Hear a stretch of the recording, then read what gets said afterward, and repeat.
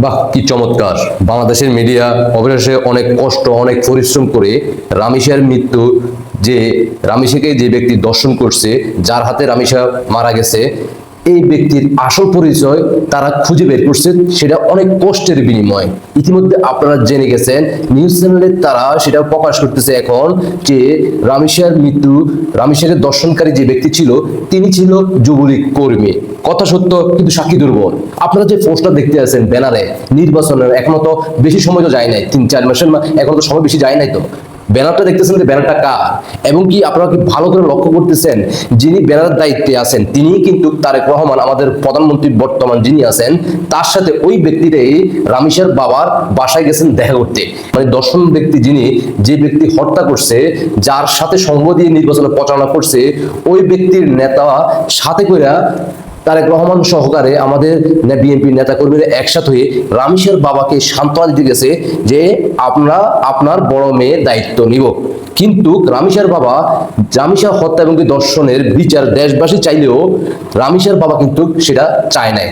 তিনি প্রথম থেকে বলে আসতেছেন যে এটা বিচার আমি পাবো না, আমি নিচ্ছি। কারণ 5ই আগস্টের পর থেকে এই পর্যন্ত গত বছর 2025 সাল এখন কি এই 2026 সালের 4-5 মাসে অলরেডি প্রায় 700 প্লাস হয়ে গেছে, যেটা বাংলাদেশের বিভিন্ন নিউজ চ্যানেলের বরাদ্দে আমরা জানতে পারি। আর যেটা নিউজ চ্যানেলে আসে নাই, আপনি আমি আমাদের অজান্তে যেগুলো এখনো লুকাইয়ে আছে, প্রকাশ করতেছে না, কারণ হচ্ছে তাদের সম্মানে লাগে।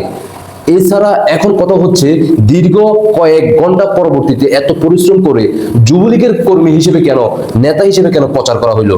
তো যদি এটা যুবলীগের নেতা অথবা কর্মী হয়ে থাকে, সে যদি আওয়ামী লীগ করে থাকে, তাহলে আমাদের আওয়ামী লীগের পক্ষ থেকে আমরা জানাই তাকে 12 ঘন্টার ভিতরে তাকে প্রকাশ্যে জনসম্মুখে তাকে আপনারা ব্রাশ ফায়ার করে হত্যা করেন। কারণ হচ্ছে আমরা আমাদের আওয়ামী লীগ নেতা কর্মী এবং কি যারা বঙ্গবন্ধুর আদর্শের সৈনিক, মাননীয় প্রধানমন্ত্রী শেখ হাসিনার কর্মী, তারা কখনো এমন কাজ করতে পারে না। আর বিগত 16-17 বছর এমন ঘটনা ঘটে নাই। বিগত 2 বছরে ডক্টর সুধী ইউনূস এবং কি বর্তমান প্রধানমন্ত্রীর ক্ষমতা থাকার সময় এইগুলো ধরনের ঘটনাগুলো ঘটতেছে। আর এগুলো কারা জড়িত, প্রকাশ্যে মানুষ দেখতেছে, কিন্তু তারা মুখ ফুটে বলতে পারতেছে না।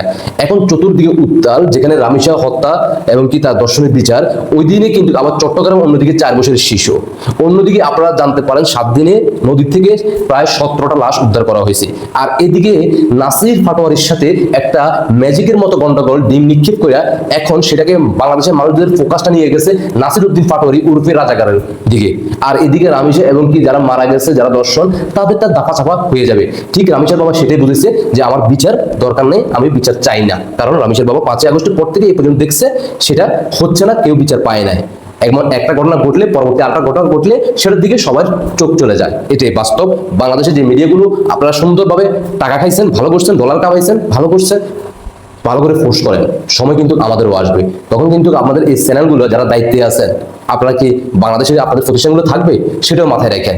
কার থেকে টাকা খাইছেন, কিভাবে আপনারা সেটা ব্যবহার করছেন, সেটাও আমরা হিসাব নেব সুন্দরভাবে আপনাদের কাছ থেকে। আশা করি বুঝতে পারছেন। ধন্যবাদ সবাইকে। এগিয়ে যান বাংলার মানুষ। আপনারা যদি মন চায় রাজপথে নেমে প্রতিবাদ করুন। ধন্যবাদ সবাইকে। আল্লাহ হাফেজ।